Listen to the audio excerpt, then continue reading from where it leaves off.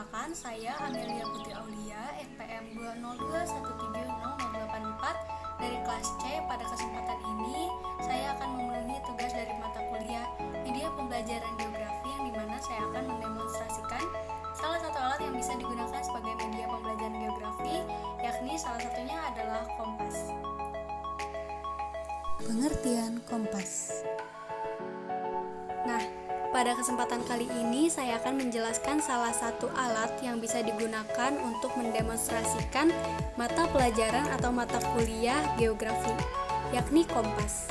Kompas sendiri merupakan alat navigasi yang memanfaatkan medan magnetis bumi dalam penentuan sebuah arah. Dan yang di sini saya gunakan merupakan kompas bidik. Kompas bidik sendiri dapat digunakan untuk membaca sudut sasaran bidik, baik tempat maupun benda secara langsung. Sejarah dan penemu kompas. Kompas magnetik pertama kali ditemukan dan digunakan sebagai alat untuk meramal pada tahun 200 sebelum Masehi atau awal dinasti Han Tiongkok. Kemudian teknologi magnetik ini diadopsi oleh dinasti Song pada abad ke-11. Sedangkan orang-orang Eropa tercatat mulai menggunakan kompas berawal di daerah Eropa Barat dan Persia pada awal abad ke-13. Penemuan jarum magnetik yang selalu mengarah ke utara dan selatan juga dijelaskan pada buku Lovenheim. Pada abad ke-9, orang Tiongkok mengembangkan kompas menjadi dua jenis, yaitu jarum yang mengambang dan jarum yang berputar. Penyebaran kompas pertama kali dilakukan oleh seorang pelaut Persia ketika mendapatkan kompas dari orang Tiongkok. Akan tetapi, barulah pada tahun 1877, kompas dari seorang Inggris bernama William Thomson, First Baron Kelvin atau Lord Kelvin, yang dapat diterima oleh semua negara.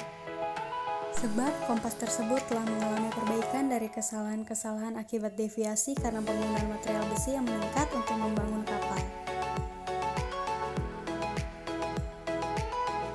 Bagian-bagian kompas dan cara menggunakannya.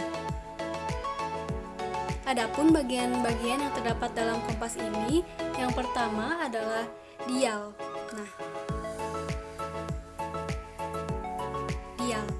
Dial merupakan permukaan kompas di mana di sini tertera huruf dan juga angka yang menyerupai jam. Kemudian yang kedua adalah visir. Visir merupakan benang lurus untuk membidik sasaran. Kemudian di sini juga terdapat ini merupakan kaca pembesar. Kaca pembesar ini digunakan untuk melihat sasaran dan angka yang terdapat pada dial. Kemudian di sini juga terdapat jam penunjuk. Jam penunjuk ini berguna untuk menunjukkan arah yang memang menjadi lokasi suatu objek. Kemudian ini adalah tutup dial yang dimana untuk menutup bagian kompas, dan yang keenam juga di sini terdapat alat penggantung.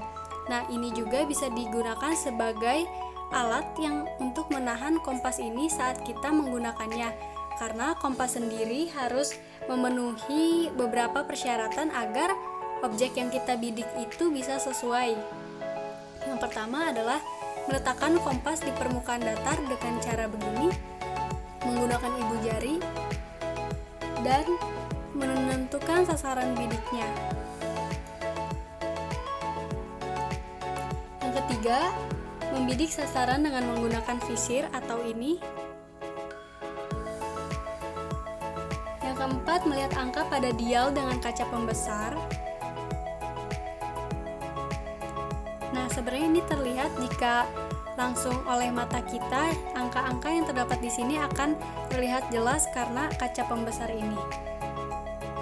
Dan setelah didapatkan angka-angka yang terdapat dari dial, kita catat supaya angka tersebut bisa dijadikan sebagai acuannya.